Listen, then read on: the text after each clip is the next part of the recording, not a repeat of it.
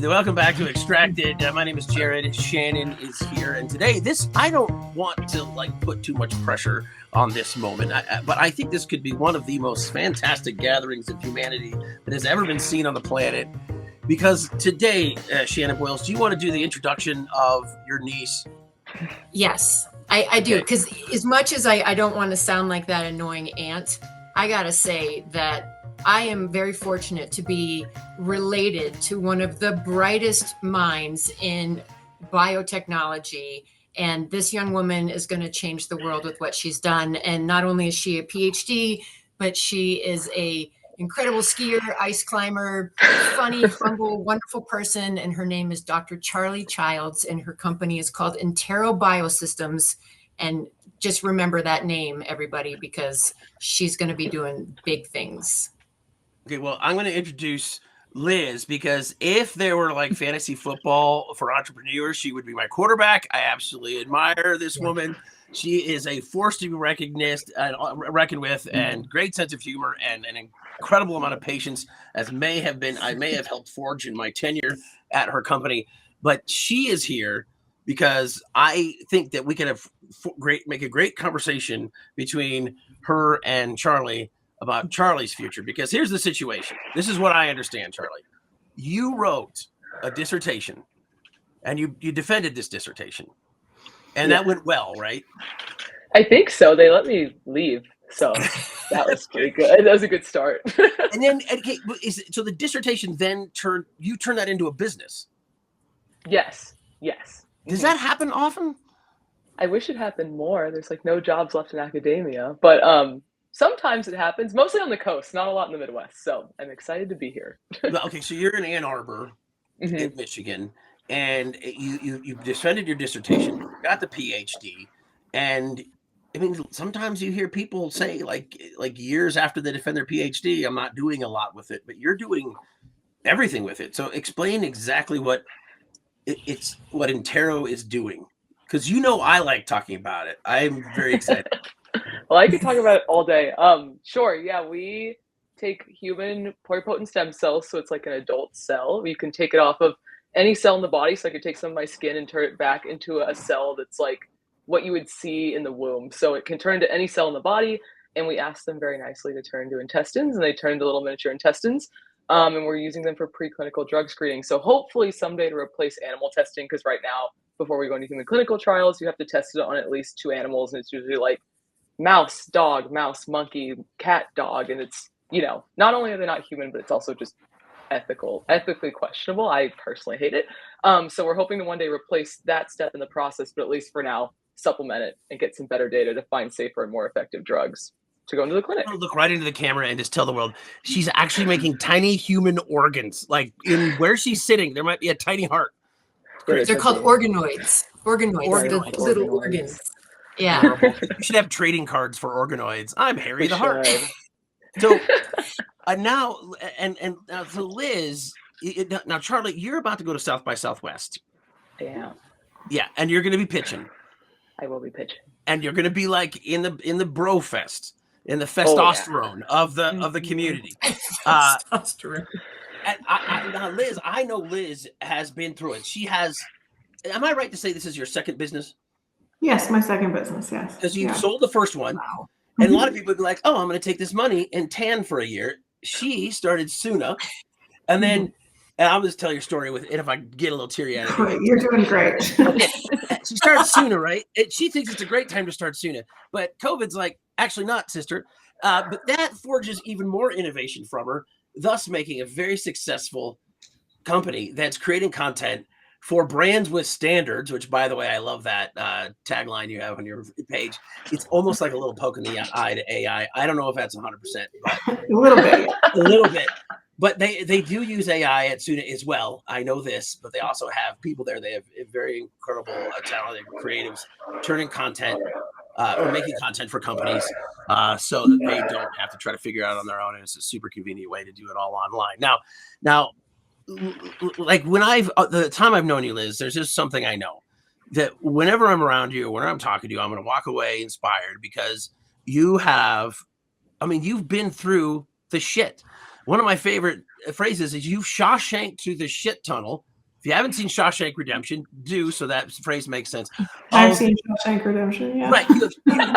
You Tim Robbins your way up to the surface and beyond and getting investment and getting people interested in this. And Yeah. I think with Charlie going to South by Southwest, I was hoping you could help coach her. Yeah. Well, Charlie, what's so funny to think about is I think in 2018, I can probably even send you the video online. I'll have fewer wrinkles in this video than I do now, but I think in 2018 or maybe even 2019, I went to South by Southwest in the early days of SUNA to promote the business. Right when we were still in a beta, we were still in a beta program for the product. Mm-hmm. And I recorded my whole experience there and shared it on YouTube. And it's something that I think has been really essential to my founder story, is that I've really tried from the very beginning to kind of bring people along with me to share the things I'm learning, to share the things that are good, and to share the things that are maybe not so good, because I do think it makes people feel more connected to the business, and especially a business like yours where you're really trying to change something that will make people feel better about the things that we create in the world. I do think that people rally behind those kinds of stories and want to support those kinds of stories. But what I'm actually really interested in is understanding, what Jared has so eloquently stated about Shawshank. I mean, I think the thing about it is I really believe that building a business is truly an exercise in understanding, are you going to solve a problem for someone? And is that problem big enough that someone will pay you money for it? And you've described a problem here with tiny organoids. That sounds like it's a real problem. Sounds like it's a problem someone will pay you money for. And the sooner you figure that out, the better, because then you'll spend less of your life, twiddling away at the most essential questions of whether or not the business will be good. But you tell me, why did you decide that you wanted to start a business with this? What was the inspiring event? You obviously defended your dissertation, but was there a moment when you said, well, more than just getting a PhD, I think this needs to exist in the world? Everyone always asks me that, and I can never pin it to like a specific aha moment that everybody else has. Like, more than anything, it's a very rational thought. Like, as a PhD, you either become an academic or you go to industry. And I didn't really like either way. Like, I can't get a job as an academic. There's no open spots. No one is leaving their fabulous tenure position. And industry is great, but like, I kind of want to be able to still do what I want to do. So we had this really cool technology, and I was like, I think the fastest way to push this to actually make a real difference is to do a startup with it. Like, it'll get lost in the academic bureaucracy, and industry might grab it and then immediately shut it down if it doesn't work right away. So me and my co-founders were like, we should do a startup. This is the best way to get it into people's actual hands. So nothing too exciting, but. Well, I don't think that's, I think actually the fact that it's a very rational exercise is a very good thing. And so you've decided to have co-founders, and tell me how these people came to be your co-founders. So one of them is another graduate student in the lab. She's an engineer. She's fabulous. She's like the yin to my yang. Like, I'm like, we should send it really hard. And she's like, okay, but how are we actually going? Like, do we have a parachute? Like, what are we going to do? So she's been great to work with throughout my PhD, and has a lot of startup experience before her PhD. So she was a no-brainer. She was helping make the technology go forward. We get along great. And then my professor is like founded the entire field and has done everything that there is to do in academics, and was like, all my friends have startups. This seems really fun. Like, let's do it, which you don't usually get in academics. So he's been absolutely fabulous, to say the least. And are you taking on the role of CEO, or is someone else? Okay. It is me. Perfect. Yes. It is you. That's great. So there are so many different ways that we could take this conversation, but I don't want to make any assumption about what would be most helpful. And so I actually am just deeply here to ask, like, what are you most curious about? What do you worry about? What do you think about? I worry about, and this might be a total ramble as I get into this, but going along with South by, how do I put this without getting in trouble? I'm already intrigued. Take your time. Yeah, we can edit. Okay, great. We can edit. Many people are very fake, and I just really want to stay true to myself. And me and my co-founder keep being like, I hope we don't turn into one of these people. Like, am I going to get in trouble? Does she have to turn into one of those people? That's the big No, I don't think you have to turn into anything. You don't have to edit this out. I'm really happy to say it. Like, there are a lot of places in the startup ecosystem. It doesn't matter what event you go to. It doesn't matter who you're associated with. It certainly has zip code affiliation, where I think the culture is dominated by a type of bluster and sort of masculine energy that traditionally doesn't necessarily serve people who come from a place of deep background or deep, what I call founder market fit, which is somebody who is making something because they deeply understand it or they deeply have the experience to execute on it. Which in your case you have, and in my case was my experience as well. I mean, I had worked in production in some capacity for nearly 2 decades when I had started my companies. And so there's for me, a deep love and a deep passion for what I do that is separate and apart from literally everything about making money and raising money and functionally trying to build a business. And so I think that's true. I think that what you will find is that you will have to develop a way to become comfortable with the fact that you're going to exist in those spaces, that you're going to be a part of those spaces.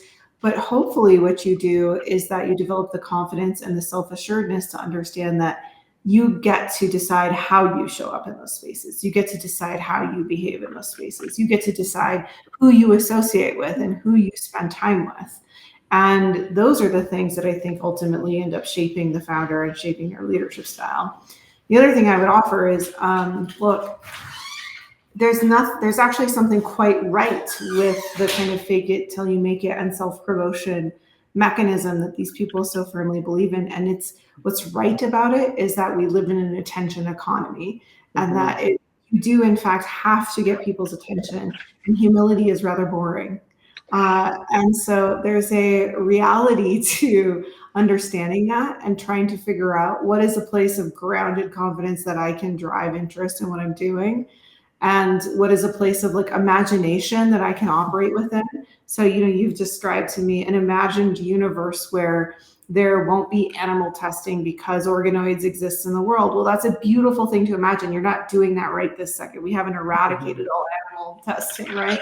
You do have to get people excited about the fact that you personally can execute on and build that vision. And there actually is something deeply good about that. And I think something deeply good about women believing that they're capable of that, and borrowing that from these individuals. Where things go bad is when people start lying or misrepresenting, or when it becomes abundantly clear that the vision that we have for the world cannot become true, failing to be intellectually honest with ourselves about the fact that that's the case. I think that's where things start to go sideways. Liz, you might have, I'd love to get insight from you on this, any of you really, because I would go to these big South by Southwest, for example, and the pressure was on for me to come up with some funny man on the street videos. And when I would first get down there, I would feel just fragile and cold in these rooms with all the bluster, all these people that were doing quite well. But then, after a few conversations, I could crawl out of that.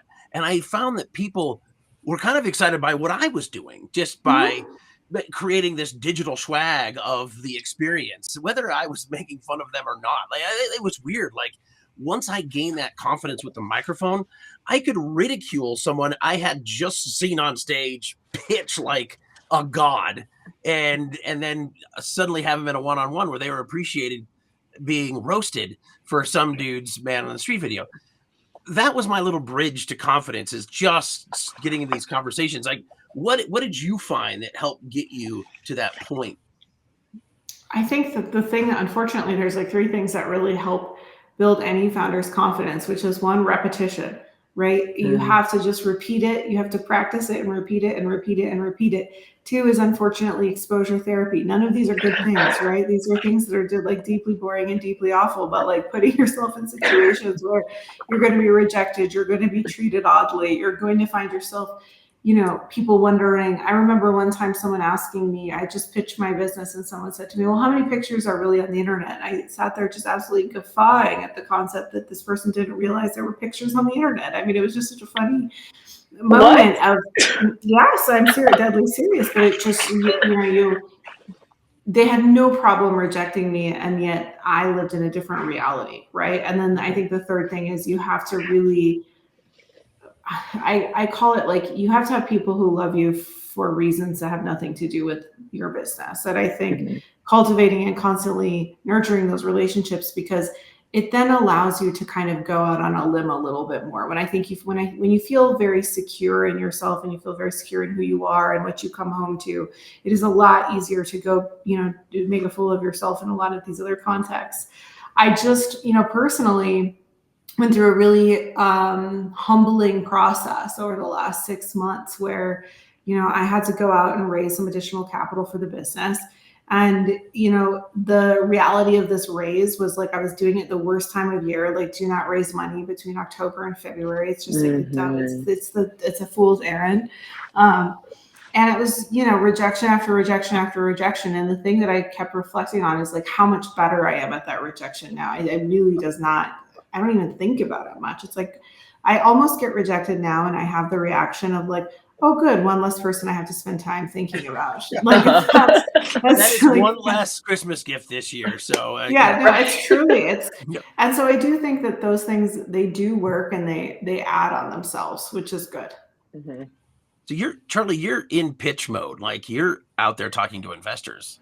Yes, we're out there talking to investors. That's why I have dark circles under my eyes. No, you don't. Yeah, I can say, well, I just want to say one thing. Liz was saying you got to have people love you outside of your business. Well, I met you one time and I'm taken. I mean, you're like just an aurora borealis of energy and mind. So, and I'm super impressed. So just let me know if you need just like that, that guy that follows the boxer into the ring. Oh, hype man. Love hype man. Like a hype man, yeah. And that's not just for free tacos at South by, but that's kind of part of it. Oh, you're so kind. No, and I think what you said, Liz, like being comfortable in yourself, but still taking, like, these people are successful. There are things to learn from them. But it's just odd being like in a group of people that you're supposed to fit in with, and you feel, I've never like felt like the outsider in a group before, I guess. And I'm just like, I don't want to blend into this. Like, I want to be true to myself. But to your point, there is a lot to learn. Like, you do need to make yourself marketable and sell your vision just without going Elizabeth Holmes. That's easy. That's it. I think that's easy to do. I don't think you're at risk of becoming Elizabeth Holmes. I think what you have to remember is that you probably, look, it's funny. I relate deeply to this idea of being an outsider. I mean, I don't have my MBA. I did not study technology. I started businesses simply because I was interested in it and because I had ideas, not because I had sort of machinations of like being some kind of tech billionaire, right? Like that was not my aspiration. And I do think that there are a lot of people that you will meet that will almost certainly be part of your journey who get into this where the only thing they're interested in is becoming successful, and success is the pursuit. But there's this really funny joke that somebody said recently to me that I thought was so interesting. He said, success is not a personality. It's just an outcome of doing things. And I think that's probably why you feel a little bit on the outs, is that like you've been focused on the outcomes of doing things. You've been studying something, you've been researching something, you've been obsessing about something. And so when you're focused on doing things, success is a natural byproduct of that. Just seeking success, where would you even begin, right? Like it's such an interesting idea. And so it's natural that you would feel that way. I think what you will find though is that you will find your people. I've been so fortunate in that, it's this fall, it will be 13 years since I started working for myself in some capacity. And it's taken me probably 13 years to sort of collect, the immediate text thread of people that I can go to who are also fellow founders, who've also been building things because they're deeply interested in things and not just deeply interested in success. I found those people, and now those people are sort of my personal council of advisors, right? And my friends. But it's going to take time, and you're going to have to go into a lot of rooms and meet a lot of people and realize that a lot of people aren't necessarily your people for that to accumulate and for that to happen. The other thing I would just offer you is like, you're in this really interesting position where you've got two co-founders who are sort of from the same world as you. And I would offer you the curiosity of like, what would it look like for you to have someone in your mentorship circle or in your personal circle whose background looks nothing like your background, so that you can sort of start to expose yourself to how other people think about your problems, how other people think about your business. I think that could be a really interesting thought experiment for starting to find how you could be more comfortable in some of these spaces. Absolutely. I think that's a fabulous point. Just need to find these people, the normal people. You might be surprised. There's more of us than you think. Yeah. There's this clear benefit that your company offers. You mentioned also, removing animals from the testing process. What are the things, the elevator pitches, the benefits, the bullet points that you have thought of? I mean, is that how you're going to enter conversations at these at South by Southwest? Or let's just do some role playing. Hi, my name is Gus. Okay, I just drove down here in a van. You could see me on Instagram, Gus in a van. And I want to know more. I'm interested. My dad, super wealthy lawyer. He owns an island. And what is this? What is this? How does this benefit humankind or animal kind?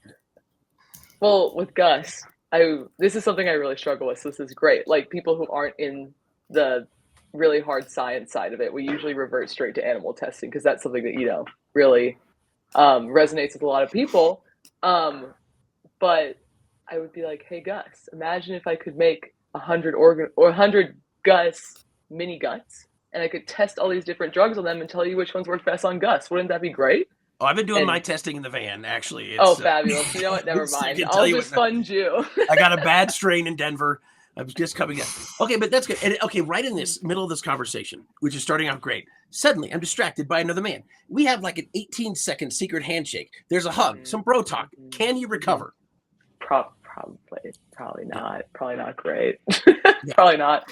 I think something you should think about, Charlie, is like, how can you enter, instead of you putting all the pressure on yourself to figure out how do I make myself relevant to this person, thinking about what's the question or prompt you could ask them that would make them feel more invested in you.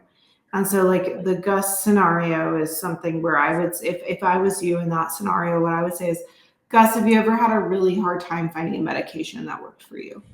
Love it. Okay. Right. And like, tell me about that. Right. And immediately there's like two great hacks about that. Right. One is it's asking Gus about himself, which we all deeply care about ourselves. And we all deeply want to talk about ourselves, even if we never really want to admit that is true.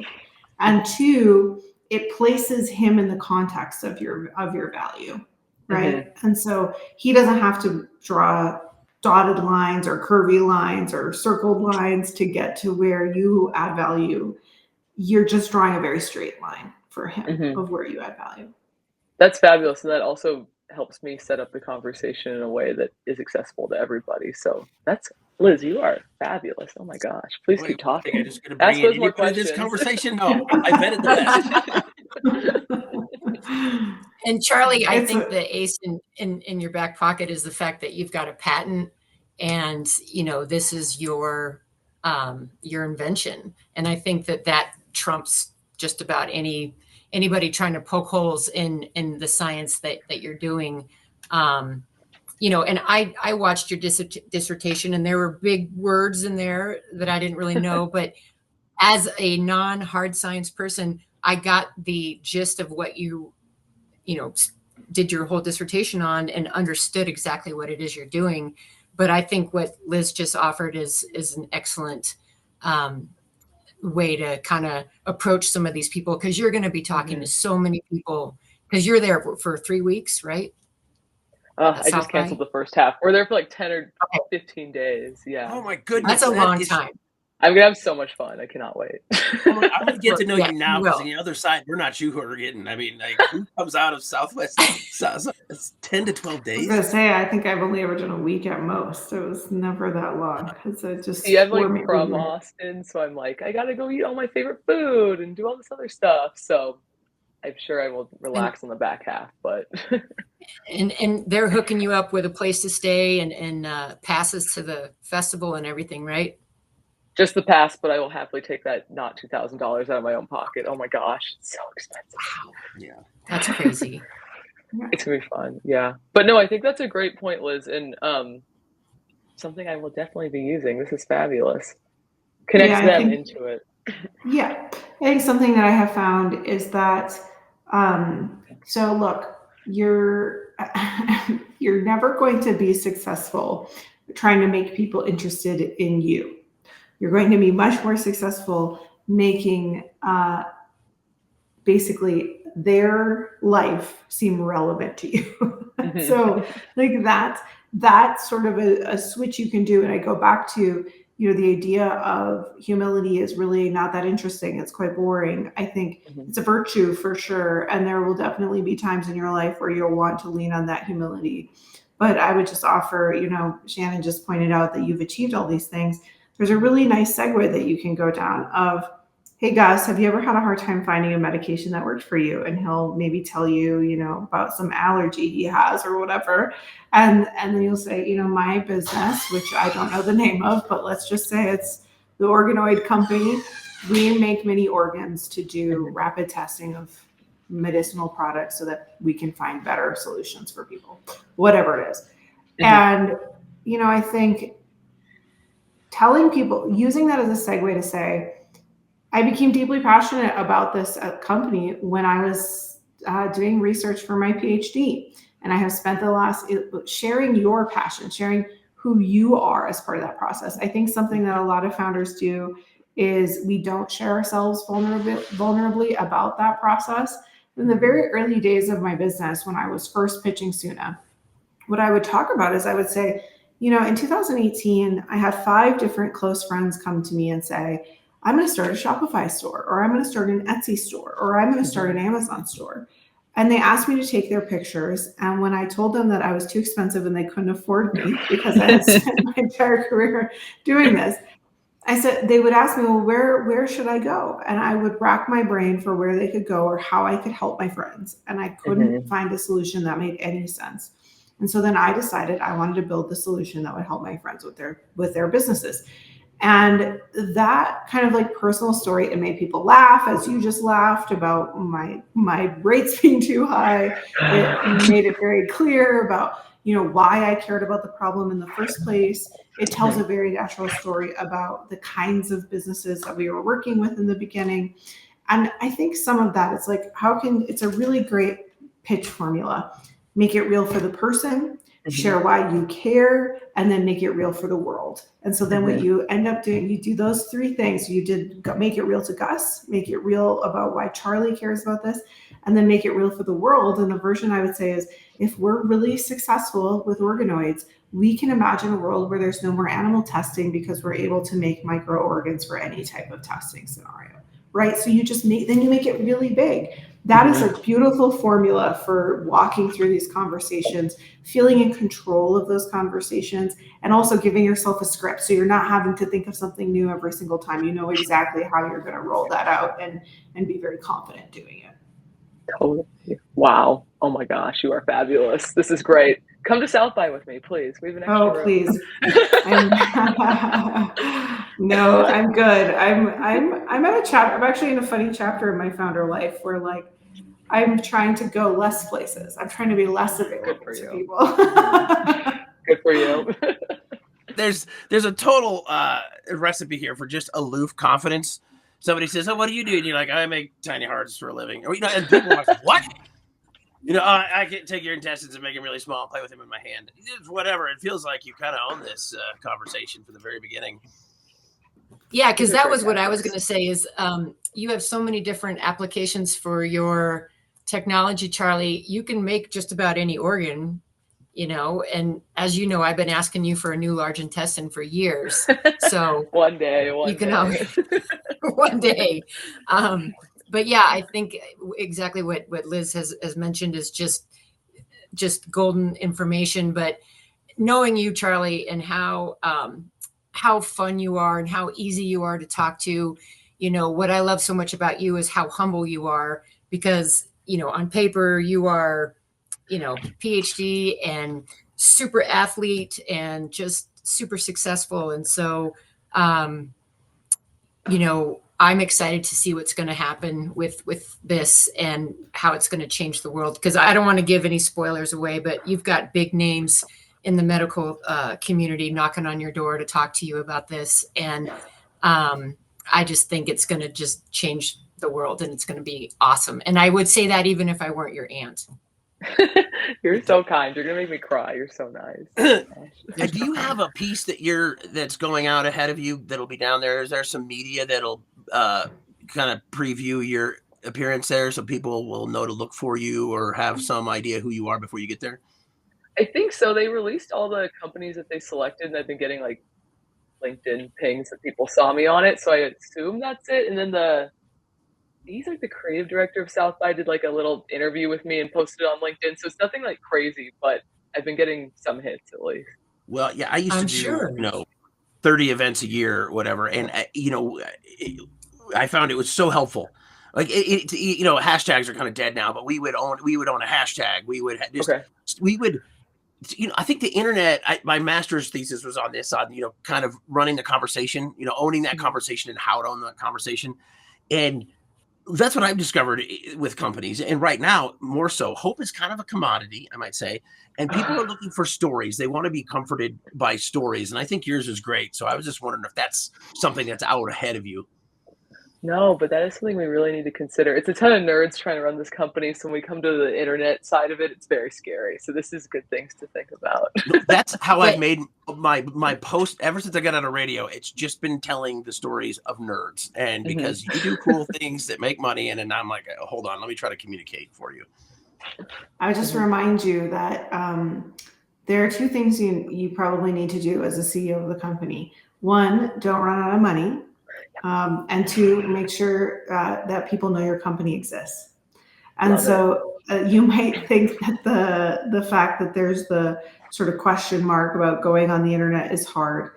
I really do believe that if people don't know you exist, you can't sell anything, you can't grow anything, you can't do anything. And so be really thoughtful about that, right? Like, why am I not willing to write about this on LinkedIn? Or why am I not willing to share this with the world? To some extent, if you can kind of get past your own psychology, then you can tap into the opportunity that's on the other side. And Charlie, what I was going to say, as Jared touched on, is like the last 3 weeks, 4 weeks with all of these federal agencies being sliced and diced and people losing their jobs that were in NIH. And, I think that there's going to be a need for you and what you're doing, because where are people going to turn to when they need to do clinical testing and trials? And, as a person that had chronic illness and have been on lots of meds, I'm excited about what you're going to be bringing to the world, because like we mentioned, it takes it off of animals, and everyone loves cute furry animals. But also one thing I didn't like as a patient was just like taking stuff that they would tell me to take, and they didn't ever think like, am I going to react to it? Am I going to have, an allergic reaction or whatnot? And I was more of like a guinea pig. And so I see what you're going to be bringing to the world as alleviating that. And you guys have a great website. And I mean, every time I'm on LinkedIn, you're winning other prizes and monies and awards for what you and Madeline are doing. And like I said, I sound like a broken record. I'm just pumped to see how this is going to change the world. It's going to be great. Yeah, and maybe the one positive with federal agencies. Yeah. Maybe one positive, all the federal agencies being sliced and diced, is we'll get some really awesome talent from these agencies that are looking to move to the Midwest. Maybe. There's a lot of people needing jobs. The only Intero Biosystems, right? We'll just get the name out there. I'll run it, but I'll get your website up there. And so in between now and then, just you're going to be. You're ready to go. You're talking to investors, so that's nothing new, but probably just a process that can improve along the way. As far as what you want to showcase as a product, that's done. That's, I guess, what would you say? A proven science. You have the patent, like Shannon said. This is, how much are you trying to raise, Charlie?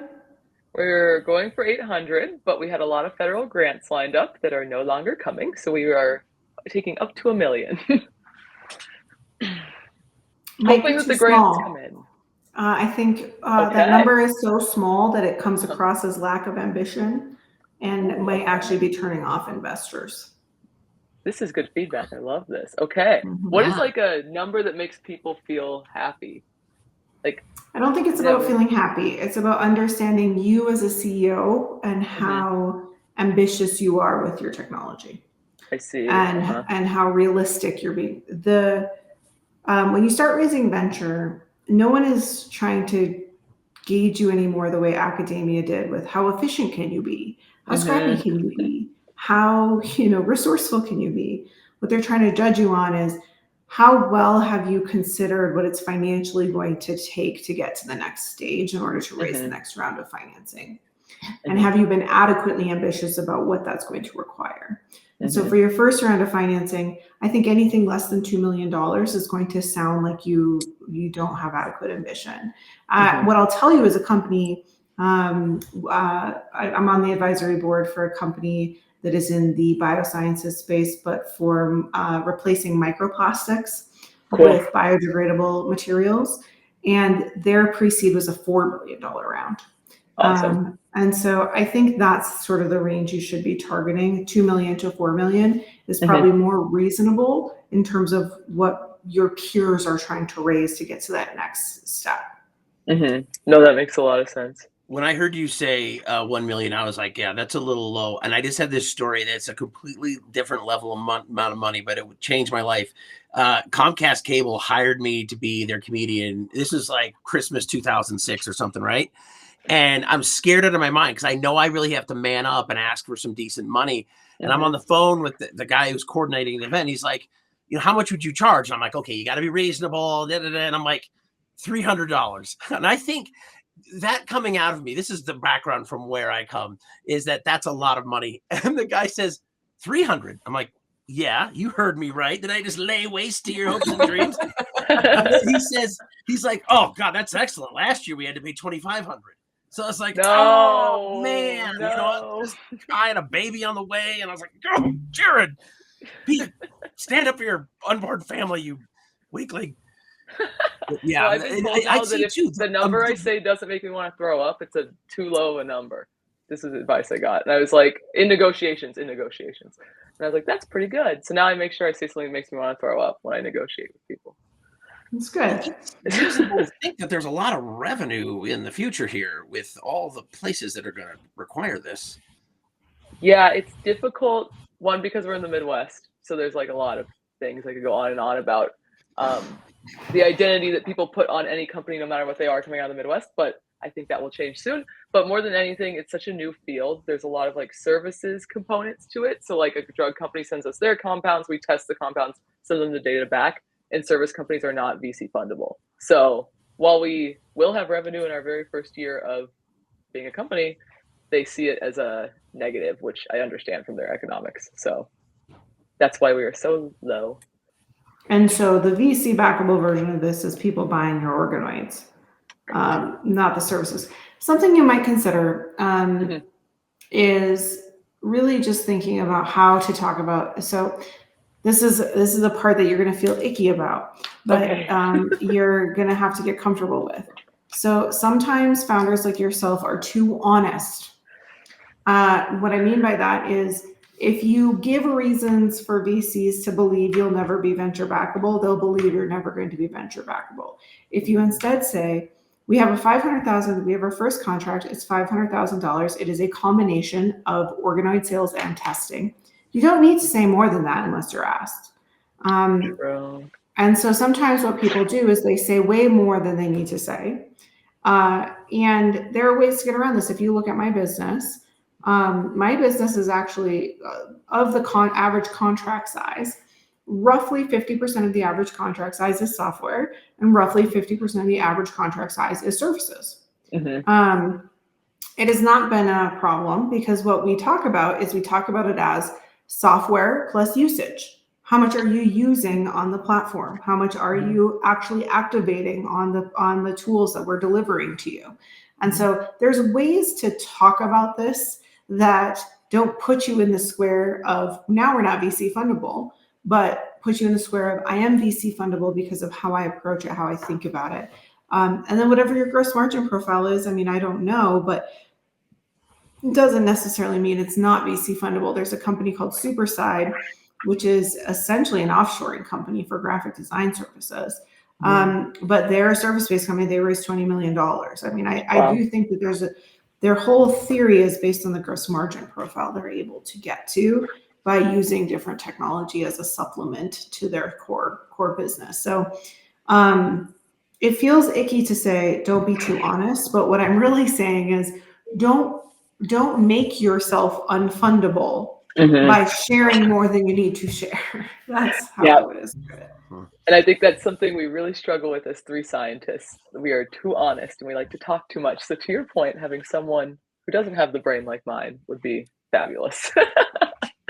Well, it's like Jared and I, Jared and I having radio in our backgrounds, like when it's silent, we get nervous because we feel like we got to talk and fill those, spaces. And I think that sometimes that silence is one of your negotiating tools as well. You don't have to, like Liz said, just say what it is and that's it. And don't feel like you have to equivocate anything, because I personally think that what you have speaks for itself, the data and the science. But I'm also just a lay person saying that. So.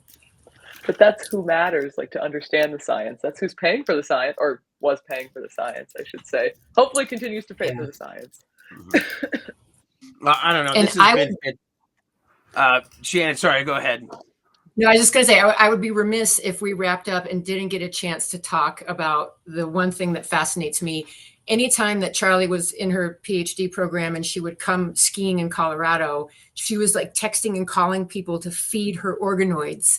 And I was just mind blown that like she's got this lab with petri dishes and she's growing these things. And if some kid doesn't go in and feed them, they're going to not make it, right? And so, Charlie, would you at least at a high level explain just the growth and the feeding and how often you have to do so? Because you kind of told me a little bit about it when you were here last, but I just think it's awesome. Yeah, feeding is, I don't know how we landed on this word, but I guess you are feeding them. So in order to keep a stem cell like in this state where it can turn into any cell it wants, you have to feed it. It literally is like Gatorade every day. Like it gets new Gatorade every day. And if you miss it, it decides, each individual cell will decide to change into whatever cell it feels like, and you have no control and you have no idea what they turned into. So we do have like a little army. There's a lot of undergraduates who help us. They're fabulous. And every week, or every single day of every single week, we go in and we feed the stem cells. And when we're turning them into these little miniature intestines, every 24 hours on the dot, you have to give them new Gatorade with like different messages in it. And if you miss that, they all die or they all turn into something else.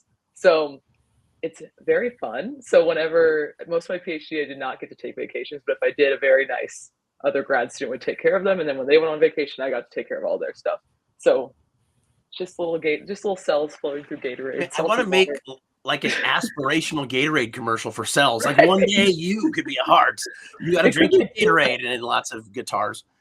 Totally. Well, my last day, I was like, man, maybe I should try some of this stuff. Like, what do we think? If the cells can drink it, it can't be bad for me. Like, what does it taste like? But I didn't. Drink it before we ski. I think that'd be great. Yeah. Exactly. If you don't chug some at South by Southwest, did the whole event even happen? What was the point? Cancel it all. Right. That's right. Liz, thank you so much for sharing your insight. Yes, awesome as usual. Liz. So I've had the opportunity to have a lot of meetings with Liz, and I'd often come away excited by revelation and also maybe just a little bit overwhelmed by the task at hand. But they blended well together. It was like my own Gatorade given to me so that I could aspire to what needed to happen. So, but always awesome. Well, Charlie, I'm rooting for you. I know you're going to do great things because you've already done great things. And what I would offer you in this moment is to just remember that like you are learning this job on the job. So you got to have a lot of grace for yourself, because there are very few jobs in this world where we are tasked with learning such a big job on the job. So grace for yourself, grace from your team. You guys will do great things. No, I appreciate it, Liz, and please keep doing the good work. Like, we need more people like you. Shannon, Jared, I don't know if you know this, and Liz, correct me if I'm wrong, but I think the stat is only 2% of venture capital money goes to women founders. So That's true, Liz, you yes. are killing it. And it gets keep worse. I mean, it gets worse every year somehow. I don't know. It's, we've had a bad couple of years. I think it was 1.8% last year. Not good. Yeah. So please keep supporting. You are fabulous. And congrats on your new position. And thank you for all the advice. I'm feeling more and more confident.